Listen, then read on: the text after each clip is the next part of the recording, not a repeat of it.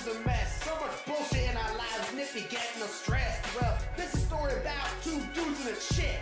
Let me tell you back to when it all begun. They rocked it in a Facebook and in the Skype chat. Till one day they was like, let's make this a podcast. So grab a quick pizza and a coffee and listen to a podcast hosted by Honky. This here is the Stress Room Podcast, hosted by Steve and Patrick. This here is the Stress Room Podcast. Get ready to laugh your asses off to this whack shit. This here is the Stress Room Podcast, because they've got nothing better to do. This here is the Stress Room Podcast. Strapping motherfucker, welcome to the Stress Room. Show, self-deprecation here, along with my good friends Miranda Cosgrove and a dose of Buckley. This is the Stress Room Podcast, or as we're going to call it for this episode, I guess, Uncle Buckley's or Uncle Patrick's story time. I think the title card should just be like Stevie and me, just like sitting in front of Patrick, and he's in a chair, just holding a book, reading a story. You know, like with a pipe, like I'm an old person. You guys are just children. Kids, this is how I met your mother. Oh wait, no, that's not it. Wait a minute, you've been too young for that, you whippersnappers. Already up to an awesome start. So yeah, long and the short, me and Shannon have nothing. We have nothing for this episode because our lives are that kind of boring. So Patrick has a more interesting life. So Patrick, what did you do? We're very boring people leading very boring lives. Yeah, somebody has to spice things up. That's why you guys know me. Yep. For better or for worse. Oh. Dead silence. Stevie was laughing. Yeah, what? Yeah. I heard him. Yes, he's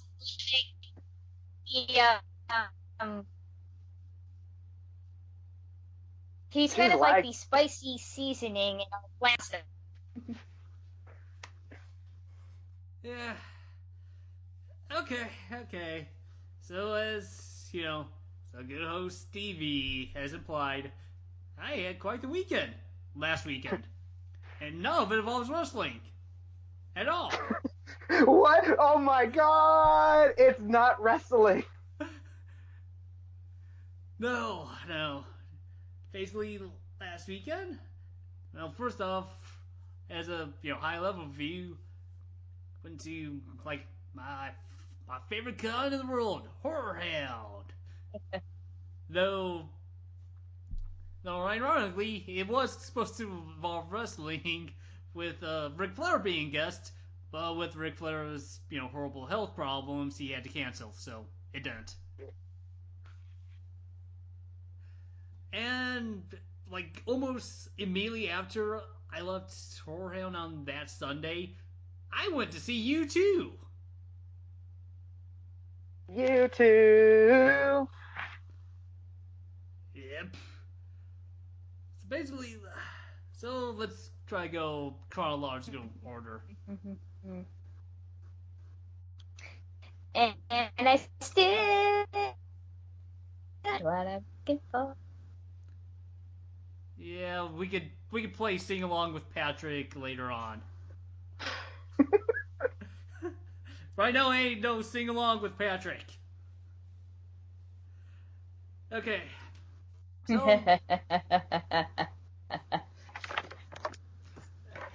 okay, now here's the story I know Stevie has been wanting to hear for as long as we've been friends. Just salivating over this possibility. So basically the most interesting part of Horror Hound was I got punched in the face. Yeah, okay, that was the thing you built up when we were talking about this in our group chat. And that was the one thing. That was like the big build-up. You said, hey, I got punched in the face. And in my response, Shannon responded with a sad SpongeBob meme. And I responded with how you would respond if I said something like that, something at my expense. I would respond with, ha! So I'm curious, what happened? Okay, so Horror Hound runs, Friday to Sunday. That Friday nights was a karaoke. I never got a chance to sing, so don't get yourself on that part. But anyways, so you know, there's a lot of people. Most of them are drunk, and people are singing, and also in the middle of this, there was going to be like a clown contest, like who has the best clown costume, because of it, to promote it. Oh. Yeah. And I was like, I'm going to step away and, come back relatively soon. Or maybe not, because I was also getting tired. But, there was a chance I could come back. So I started, walking out the door. And this guy just, BAM! Hits me in the face. Ooh. Now, I cannot stress this enough. It was a total accident. The guy was just, fluttering his arms in excitement. But, one, it hurt. And two, the guy was super apologetic. Like, oh my god, I am so sorry. Dude, are you okay? I did not mean to hit you. That type of thing. Like, okay, that's good. Yeah, falling over himself, apologizing. Well, as he should. Yeah. Because you're amazing and you have a very pretty face. And how dare anyone try to punch it? Damn, the fangirlism is off the charts with this one. Well, I did have a cake loaded with sugar. Yeah, like old cakes. Like there's a sugar-free cake in existence. Yeah, the cake that I'm gonna eat with my mouth. Hey, I think South Park was on something when you could eat food with your butt and you poop it out of your mouth. I don't know what's funnier, Patrick's joke or Shannon's reaction. Ah, God. Well, based on your reaction, Stevie, my joke was funny. And it was actually a real episode of South Park. That's right, yeah. Okay. Alright, but basically, yeah, that was like the high point, I guess the low point of my weekend, because, also, it also knocked my glasses off my face. My glasses were fine, but I was almost like Velma from Scooby-Doo, like, my glasses! I can't see without my glasses! Type of thing. Aww. And basically I was worried, a lot of people, drunk, rowdy ass. Step on your glasses. Yeah. That didn't happen. Okay. Oh, thank God. Yeah. But anyways, that's the major story. I mean, obviously, there's a lot of other stories I'm going to bore you with. Oh, great. Oh, come on. What? Suppose I talk about wrestling? Let's see.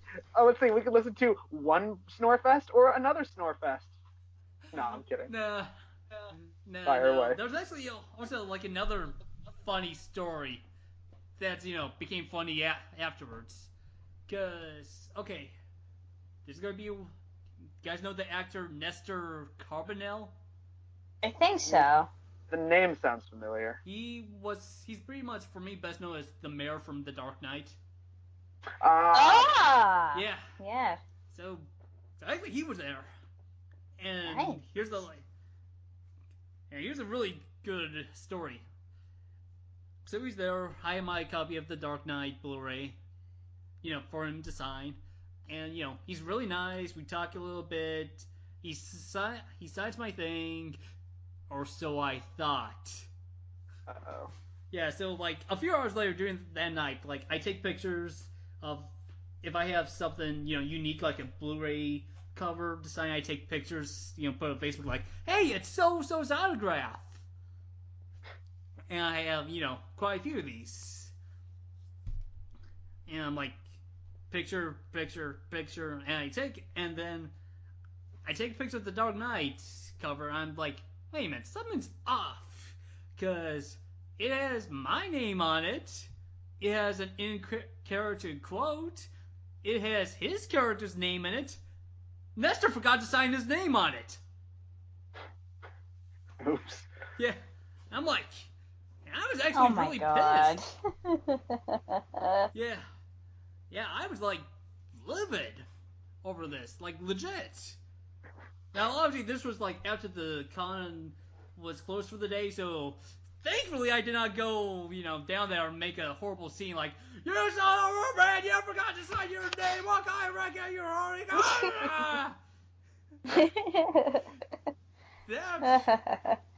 Yeah, after that, I probably would be banned from Whorehound forever if I did that. You'd be the con equivalent of Bard. Aww. Yeah, so, anyways, I sleep, and, next day my mom's really a lot calmer. I started seeing this humor in the situation, and I was like, I should probably talk to him about this. So, eventually, like, later on, that day, I go see Nestor. He has no line, and I pretty much was going to talk to, his handler, but Nestor, like, noticed me. He was like, "Hey, how you doing?" I'm like, "Oh, hey, I'm sure you don't remember, but we met yesterday." I was like, "Yeah, of course I do. You have that white fur coat on." Because that's right. Aw, yo, he recognized you. Aw, that was nice. So, I mean, I cursed my coach's existence for being much more popular than I am, but it didn't work. Yeah, but anyways, I was like, okay, I don't mean to sound like a dick, but you forgot to sign your name. And he took one look and was like, yeah, of course I signed my name. And then he looked and was like, oh my god, I did it! Oh my god, I'm so sorry about that. Aww. Yeah, and he just, like, signed his name. It's like, here you go. Yeah, I'm like, damn, I'm really sorry about that. And, we had a good laugh. I was like, man, what? Sorry. So, like, Stevie's prototype for our title card. Oh, it's beautiful. It really is. Oh my god. He's so cute. Okay, here's one story that I really want to hear. What? And I don't think it's even related to Horror Hound. I just want to know how the hell that you met Gary Busey. Oh god, yeah, that's right. I forgot about this. Oh yeah, Days of the Dead. It was another convention. Yeah, so. That's abuse. Yeah. In fact, let's take a little sidetrack over Gary Busey. Cause, I mean, I know my friends are like, Gary Busey's not insane. He's just suffering the after effects of his horrific motorcycle accident. And that's true. It's like, well, the motorcycle accident made him insane. Yeah, cause, I mean, Gary Busey's a nice guy. He's, nice to talk to. But, man, like, his teeth are really that large, and it's unnerving. And yeah. Also, wow. Yeah. And it's also, Gary must have picked up this habit of just randomly shouting, "Yay!" every so often. Like, he yelled "Yay" when I was, like, right next to him. So it was, like, right in my ear, and it scared the shit out of me. Oh, man. Yeah. Oh, and that's hard to do. Yeah. Well, I mean, I didn't actually poop myself, but... Patrick doesn't get scared by horror movies. Patrick, like a normal person, gets scared of things that are actually scary, not like movies that are made to make you scared. He's scared by Gary Busey going "Yay." Yeah. Well, to be fair, scary movies today. I mean, I haven't seen it yet. I'm planning on seeing it this weekend. Oh, me too. Air 5. So, like, the ones I've seen before aren't really that scary. It's just they're all jump scares. Music and jump scares, but that's about it. Continue, Patrick. Yeah, but basically, like, what Gary, like, explained why he yelled "Yay" is that if you're not feeling happy, you yell "Yay" at the top of your lungs, and you feel happy. Now, let me tell you something. On the drive home, I just yelled "Yay." I didn't feel happy. I felt like a big, stupid head.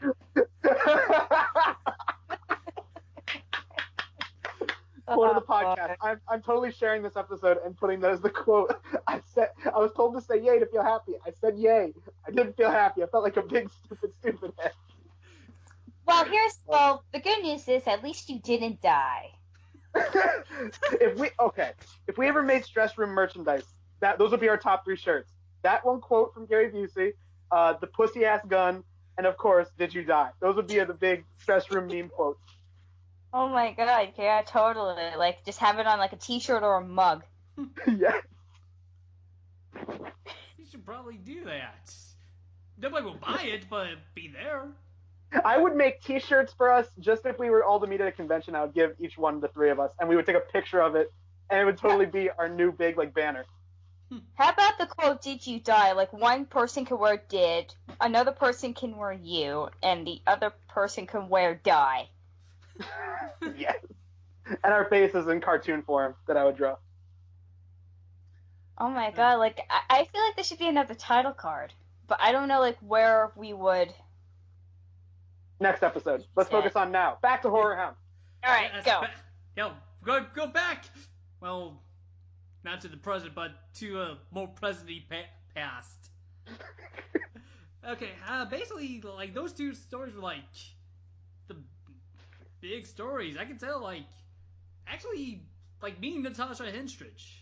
You know who she is. I remember seeing your picture on Facebook. Yeah. Okay, but basically, Natasha Henstridge. You may remember her from such movies as Species, Ghost of Mars, Species 2, Maximum Risk, Species 3, the whole 9 yards. But basically, big just sex above the late 90s. I was like, and Natasha was like, this was a makeup date. And I have no idea what date she was making up. Because I've been going to Horror Hound since November of 2012. Plus, going there 2008 to 2009 with my college friends. Just as like, hey, it's a convention. Let's go there and have an adventure. And not once have I ever been aware that she was coming to any of the conventions, any of the Horror Hounds I've been to. So, my guess was like 2010 or 2011. Anyways, the point is, she was like, wait, what are you supposed to be? Are you like supposed to be like an English rock star? Hey. Yeah, I have the, once again, the hat, the glasses, the fur coat. And it's like, no, I'm, blah, blah, blah. And, I always thought she was the, one of those types that were, like, snobby or too good for conventions. Nope. Not Natasha. She was really cool. I got a hug from her. Really good hug. Aww. Yeah. Like, I pretty much, like, because, almost to amuse myself, I've been asking hugs for like the past year from, the the girls, the female con guests, if I think I could get away with it. Yeah, most of them say, of course you can, hug. But later on, like, I think I went to the photo op booth to, like, redeem my Sean Astin photo op ticket. Here's a hint. I met Sean Astin. Sean Astin. Yeah. And I was, like, walking back, and Natasha was walking towards me. I think she was going to go to do her photo op with the people. I was like, hey, the English rock star! Again, the code works wonders. Does it really? It does. I'm memorable for once. Well, it's kind of hard to forget. Yeah.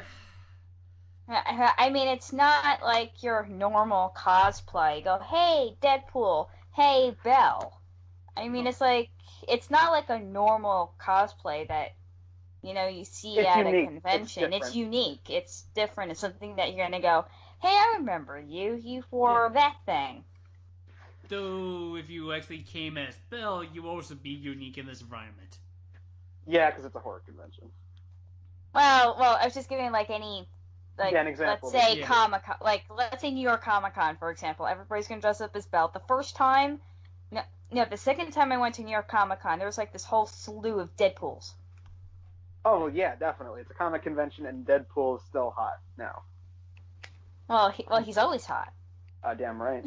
Hot like a chimichanga. Oh, I like that was film the hot, worst joke. but not in ever. the sexual way, as in, oh god, I'm losing bodily fluids. I need water. Glug glug, chug chug chug.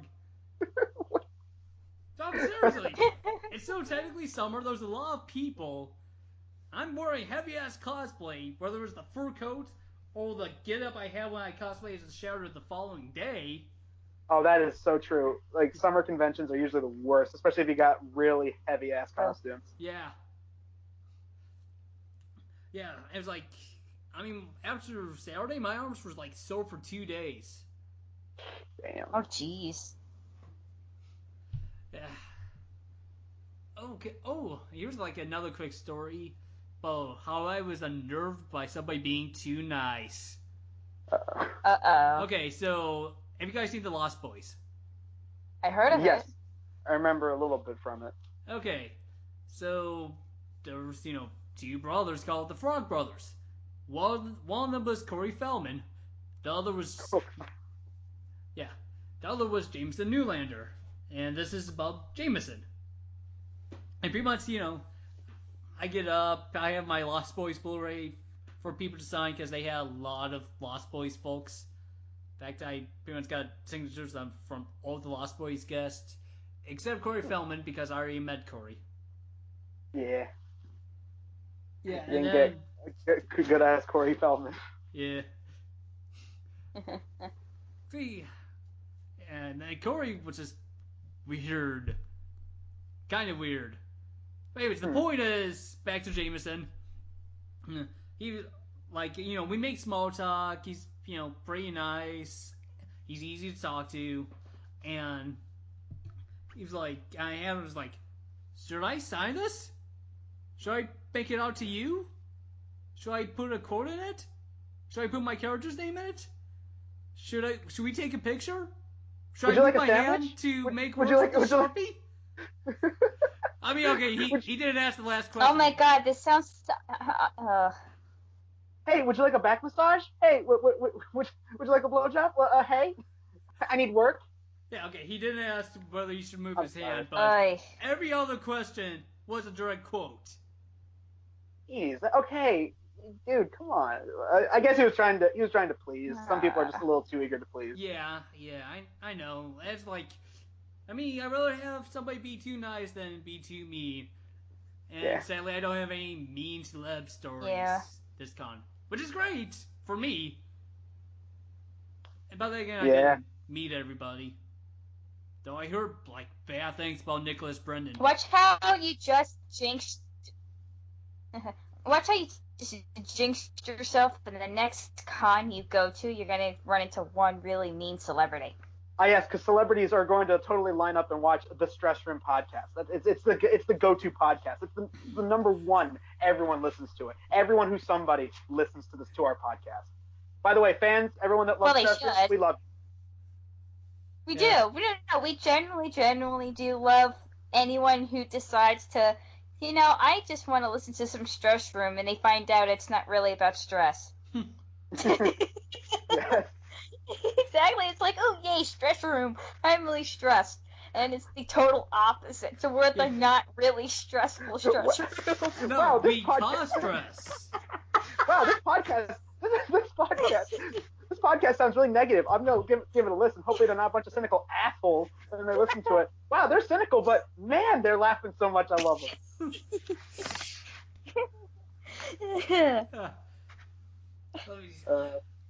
Let me try to think of any other cool stories. Oh, I think the last. Now hold on, I did promise to talk a little about Corey Feldman, because he had because Corey brought a couple of his angels with him. For those who don't know, Corey, put out an album recently, an album of music. Oh no. Yeah, and basically, like, the Angels are this old female backing band. I saw them at concerts a couple months ago. Oh, dude. Yo. And that's how I met Corey Feldman. As, Oh wow. yeah. Like, paying the meet and greet tickets after the show. But anyways, like, the Angels are like his old female backing band. And they're kind of legit. And he just bought like 2 of them, and he had this like weird scarf thingy on, like people like he looks like a pharaoh. Huh. Yeah. Apparently, like someone's saying the scarf is used to distort digital cameras, which makes no sense. I mean, like, in theory, you don't want people taking pictures of you and not paying for it. But it's like, somebody says distort digital pictures, you mean, like, actually ruin the actual camera. Or the pictures in the camera. Or something. I think Corey was ripped off. Oh boy. Looking like a pharaoh. Yeah. Yeah, wasn't it a rap album or something? Because I remember somebody talking about this, and I think all I remember was them saying Corey Feldman album, and I'm like, wait, so is it rap or is it what genre would it be filed as? I don't know. I haven't listened to it. Like the songs he played were more like rock. Okay, all right. Yeah, like power pop, I guess. Yeah. But he did play like a lot of songs, a lot of genres. But that covers like his entire quote unquote musical career. His catalog. Yes, it's discography. His Corey log. That is the worst pun ever. That's worse than anything Shannon's ever made. Any bad pun Shannon's made, that's worse. Oh, Come God, on, that's better than a Shannon pun. Oh, yeah! Thank you, Patrick. Thank you. Okay, and then let me think real quick if there's any other really cool stories. Well, I think the last one was just Sean Astin, because some people may forget or not know that he was Hercules in the very first Kingdom Hearts game. Oh, yeah. Yeah, like he pitched it for Tate Donovan. The guy who voiced Hercules in the movie, and then in the subsequent Kingdom Hearts games. And I had Kingdom Hearts 1.5 for him to sign. And I give it to him, and he's like, was I in this? I'm like, yeah, you were Hercules in the first game. I was like, oh yeah, because the original was unavailable for whatever reason. I pitched it, and then he came back. I like that. Dude, I've seen people do the exact same story, and it always makes me laugh when celebrities forget they were in something. Yeah. Yeah, I mean, I've spring some obscure shit on some, guests before. But it's like going to but I actually asked Sean, like, so when you got, put in Kingdom Hearts, were you under the understanding that if Tate Donovan ever became available, would he be out of the job? He's like, oh yeah, I just mentioned it. So he was like, yeah, I knew I was going to be gone if he ever came back, and he came back, so I'm gone.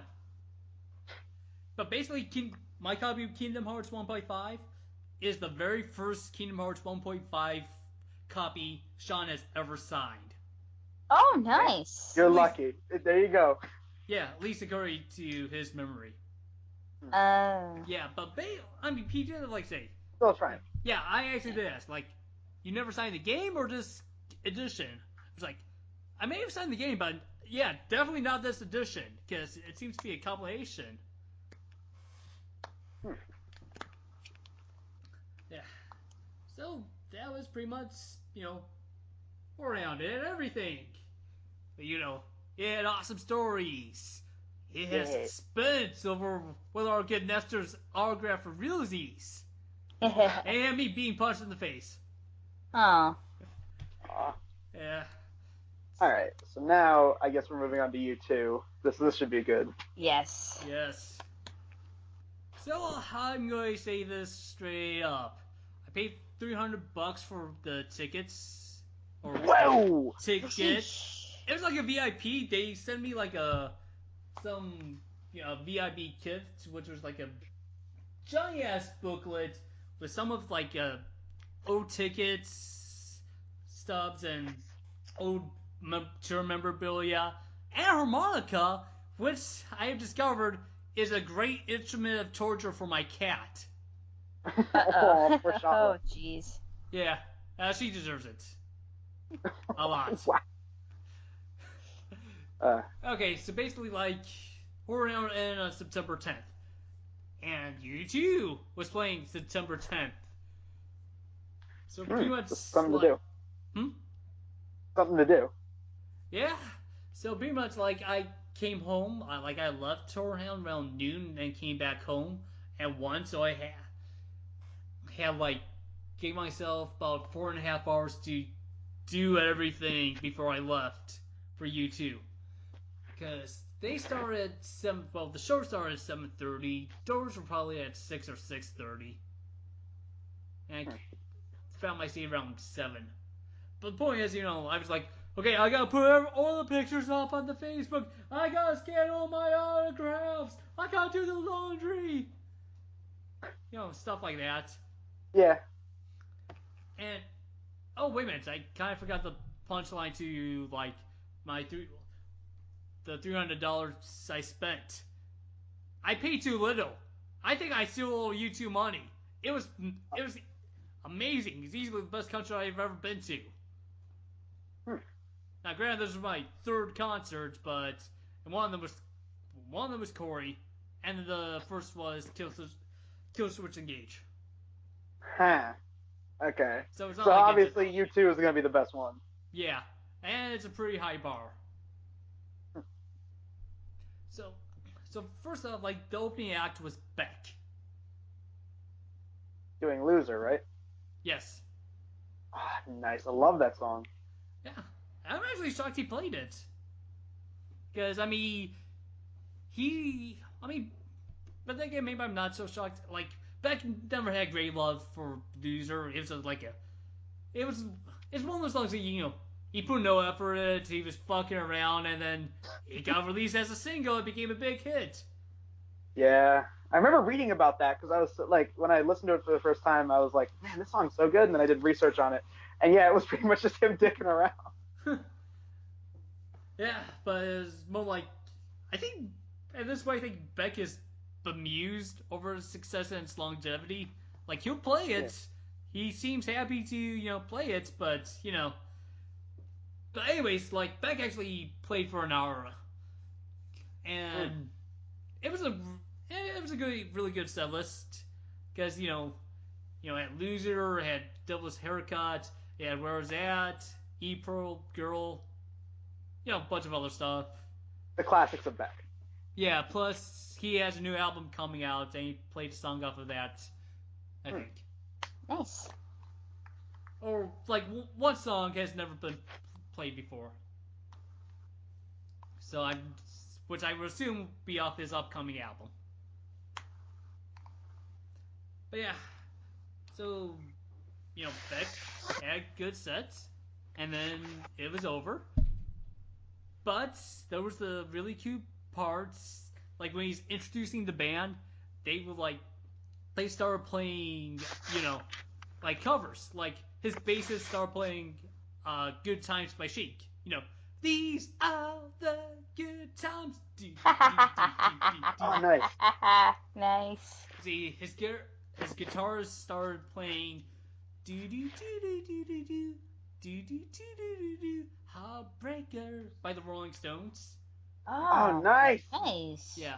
Then his his keyboardist, and then there was like 2 girls on it who also played like random instruments, whether it was guitars or bass. There was like a really, really hot blonde one. Really hot. Do you know her name? No. Damn it! I was about to say, I'll be the judge of that. Yeah. I could No, probably. no. I could probably do some digging. I was waiting for you to say, "Oh, really, Stevie? You're gonna be the judge of that?" I was waiting for that. Yeah. Oh god. Okay, but they were like collectively announced as they're the B-53s, and they started playing. Oh God. Oh, really? Oh my Yeah, God. and then they started playing Rock Lobster by the B-52s. Yeah, I love that. That Love song, too. Shack? What about Love Shack? Hey! Rock Lobster is like just a meter above Love Shack. Okay. Yeah. Like, Okay, well, yeah, Rock Lobster is underrated. I don't know if it's Still the underrated. best song. Yeah, of course. Well, like all I hear like on my Pandora 80s playlist is Love Shack. Love Shack is. Well, maybe you should get new Pandora channels. I do. Just 80s music keeps me awake when I'm driving to work. Okay, and then then he started kind of embarrassing his keyboards. Like every good keyboardist has a little Michael McDonald in him. Oh. Do I need to explain who Michael McDonald is? No, I don't think Not so, really. Okay, good. So, come on! Whatever the keyboard's name was. Let's take it to the streets! And the keyboard starts playing, taking it to the streets! Take it to the streets! Oh my god. Yeah. Oh my God, that's cool. And then he just introduces his drummer, and he just does a drum solo. Yay! This does not give a shit. Yeah. I mean, it was an awesome drum solo, but, you know, it's a drum solo. Oh yeah, there's no fucking drummer better than Neil Peart.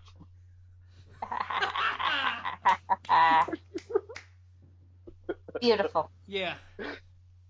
Oh, I forgot, like the introductions, like he was playing where it's at, and they just stops it. Like, okay, let's talk about life. Let's get to know each other. And he started introducing the band, and then once he's done, he's like, okay, let's get back to it. Where it's at! I got two turntables and a microphone! And finishes the song, and, you know, he leaves. And then we waited an hour for you two to show up. Oh, gee. Oh no. I mean, they were always there. Yeah, of course. Oh, yeah. Yeah. Basically, you know, they had to, you know, like, get rid of Beck's shit on the stage and put in their shit. Mm-hmm. And then, you know, Vorties have to, you know, tune out the instruments and play them, make sure they're awesome. Mm-hmm. Yep.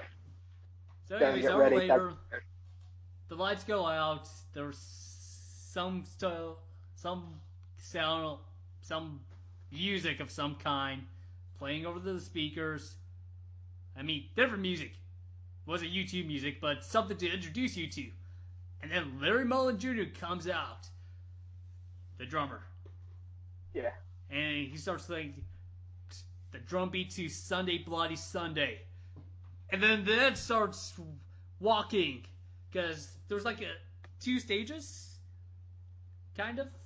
Like, you know, there's the big ass stage, and then there's the little walkway connected to like a little stage, a baby stage.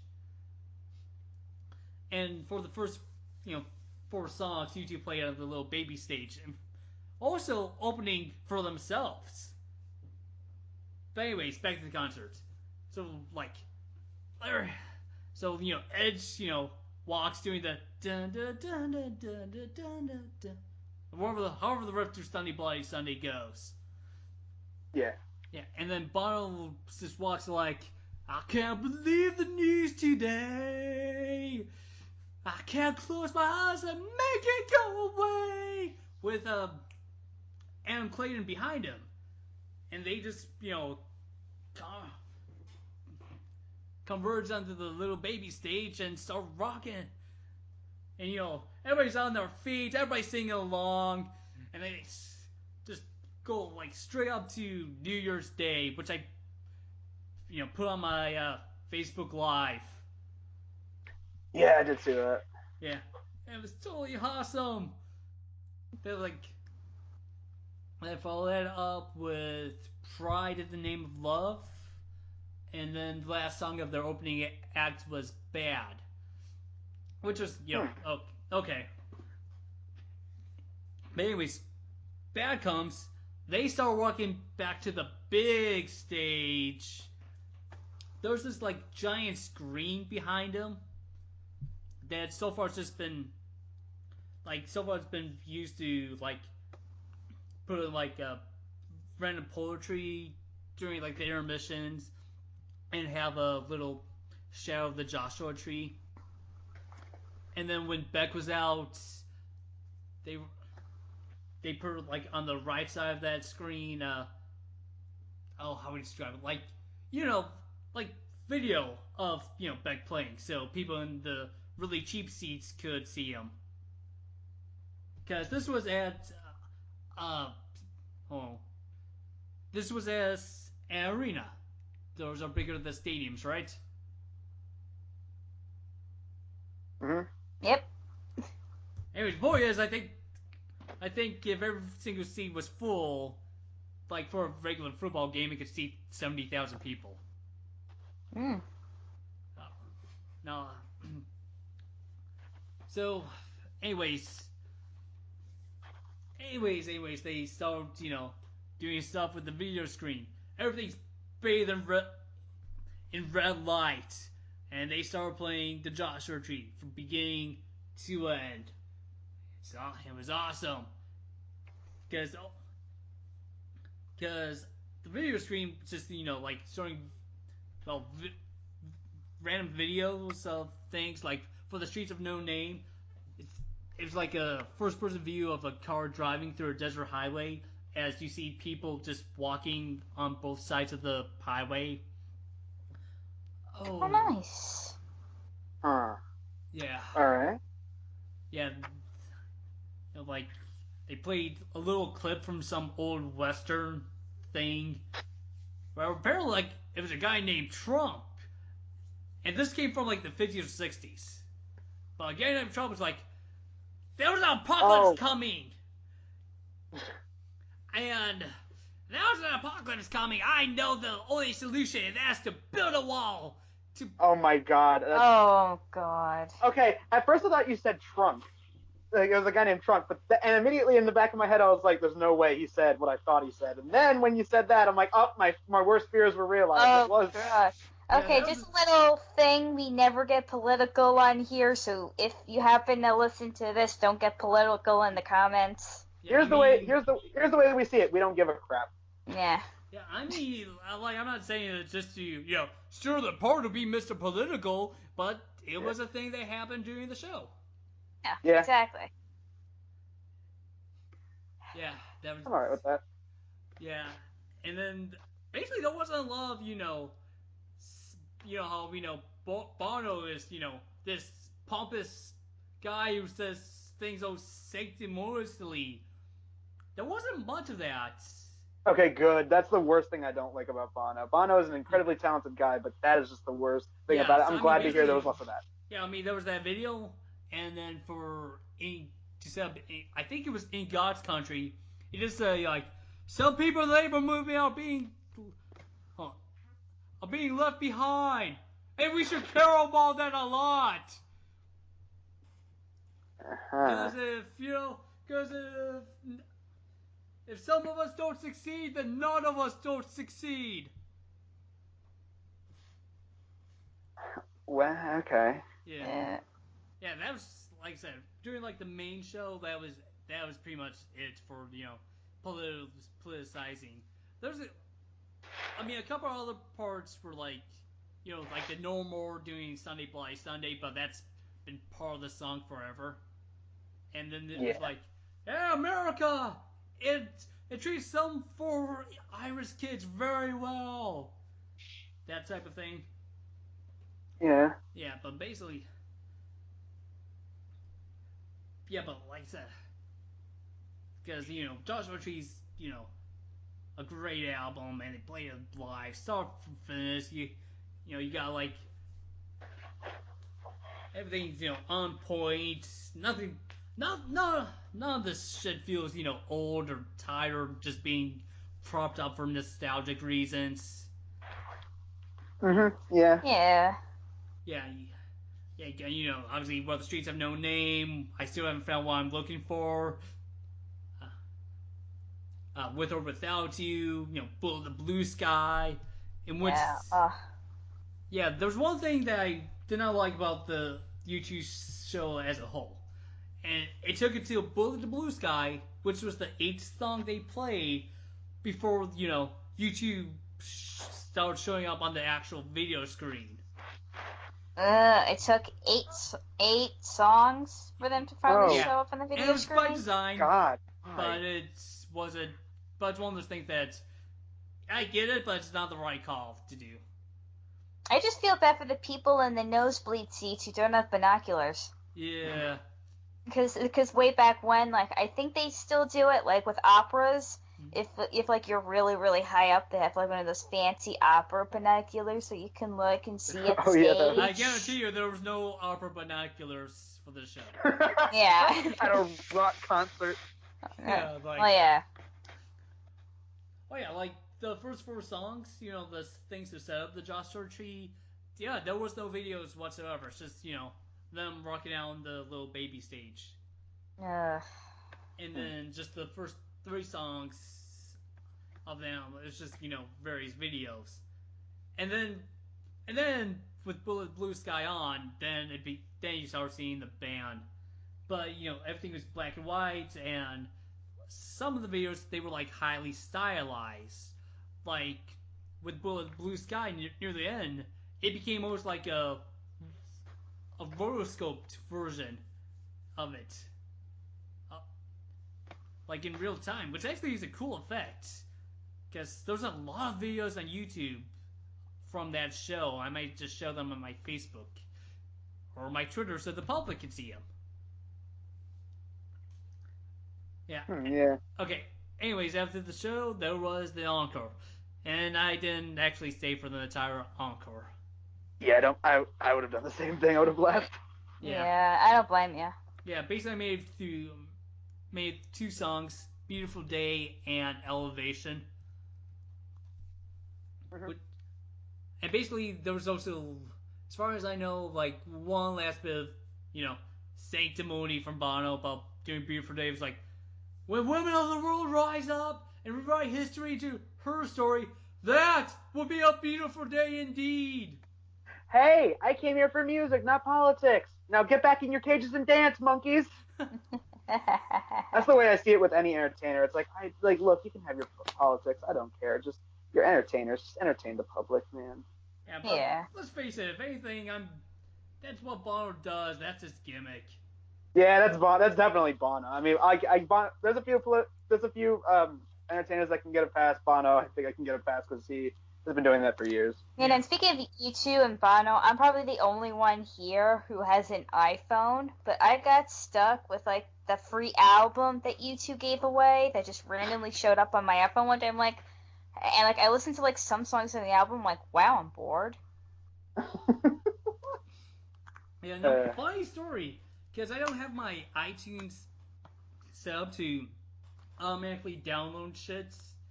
So people say, what the? There's this U2 album on my iTunes. And I was oh, cool. I go up, it's not there. I Google how to get free U2 album off of iTunes. And the first page was, how do I get it off? I'm I want to know how to get it on. That's what she said. Yeah, but the album was fine, but even 40-45 minutes, it's still rampant long. Yeah, I mean, just give me the Joshua Tree at least. Yeah. I mean, make that free. But anyways, next song after Elevation was Vertigo, which I never really liked, and that's when I said, okay, my night's over, so I left. Going on Setlist FM, which is a site that lists all the songs a band played during any given concert, I found I missed the tour debut of their new song, The Best Thing About You Is Me. I have no idea how good is that, because I haven't heard it. That title sounds awesome. Best thing about you, it's me. Let's see, I missed Ultraviolet, Light My Way off of Octung Baby. Nah, I mean, I like that song, but... And I missed one, which is, regrettable, but whatever. So, and that's why they closed it out as. Huh. So, it looks like this concert was, like you said, your best. Yep. That's great. Alright, so, now what? I don't know. My story time is done. I guess that's it. Well, okay, thank you. I mean, I can open the floor to questions. What the fuck, God? Okay, question number 1. So we got some awesome questions right over here. We got, what does the fox say? And what would you do for a Klondike bar? And, how much wood could a woodchuck chuck if a woodchuck could chuck wood? Awesome Q&A, by the way. That was a great Q&A. I killed the fox and the woodchuck for a Klondike bar. Way to round it into one. That's good. I like that. Did you get any more questions or just those? No, just those 3 for that video. Just those 3. Oh, jeez. Yeah. To be fair, it was supposed to be a short gag, but I'm talking about one of my latest videos. There was a skit about a Q&A. Alright, I guess speaking of videos, I'm currently working on another Shannon reviews. It's basically this series I'm starting called Plot Holes in My Favorite Films. Should be kind of cool. What's the movie? Well, Willy Wonka and the Chocolate Factory. I'm on a kick for some apparent reason, so I thought, why not do that? Since I've been tagging Stevie in a lot of this, Hell's Kitchen is coming back on September 29th. It's all stars, so all the past, the Black Jackets. They're gonna get Smash Mouth? Yes. Yeah, Smash Mouth is going to cook. I've heard they cook as well as the latest CDs have sold. The most. So, I was thinking maybe for Hell's Kitchen, I'll just, do vlogs of, each episode. In case I can't do any Shannon reviews, because, I'm working full-time, as well as going to school. But I don't want to leave you guys hanging with no content. So I'm let me figure out something quick and easy to supplement a couple of stuff. Yeah. So, yeah. That's good. Okay. Okay. As for me, I don't. This is probably gonna go up. We're recording this at night, so this might go up the day after. So it's when this gets uploaded, maybe it'll be on Friday. Or I could get it done tonight. Yeah, if it gets done tonight. Lazy. But yeah, by tomorrow, I'll have my requested review of Under the Rainbow, which is awful, and that's for Blockbusters. And then on Monday, I'm gonna upload a review for MediaWiz on Soul Plane, which is awful. Oh my. Jeez. How come you didn't ask me to sit down with you and watch those I did for Sir Billi? Oh, don't worry, Shannon. Our time will come. In fact, I was thinking maybe we can make this a stress room riff. We're going to watch a movie for my MediaWiz show, and we're going to watch a movie called Turkle in Trouble, which to us looks like the Danish Sir Billi. Oh, shit. This one doesn't have Sean Connery, so there's no kinda little bit maybe saving grace. Who's in it? Anyone we know? Nope, nobody. Oh, okay, so it makes it less depressing. Well, at least you don't have Sean Connery reminding you of better movies that he was in that one. Oh my god, half the time I'm we could have been watching James Bond. Yeah, which is funny because because watching Indiana Jones. Yeah, right? That's the thing. Sean Connery, I remember once in an interview said he hated James Bond, but he liked the fact that it gave him work. And it's just why do they keep referencing James Bond? Oh, wait, that's right, because they got nothing else to go off of in this shit movie. And if you don't know what we're talking about, check out my MediaWiz review for Sir Billi. Alright, I'll even put a link in the description. Yeah. Also, since I didn't shoot a Rick Effect last weekend because I was so busy, there will be a Rick Effect tomorrow. I'm saying this quote unquote in the public, so I'll actually do it, and I'll probably go and review Food Fight, not the one you're thinking of, but book. Ah, okay. Through a curveball. Yeah. Oh, yeah. nice. a wrestling book from Austin Aries. Okay. Yeah. Good. Since there's nothing wacky going on in the world of wrestling right now. I missed the wackiness last week. Ah. Yeah. Yeah. So that's it for me. Yeah.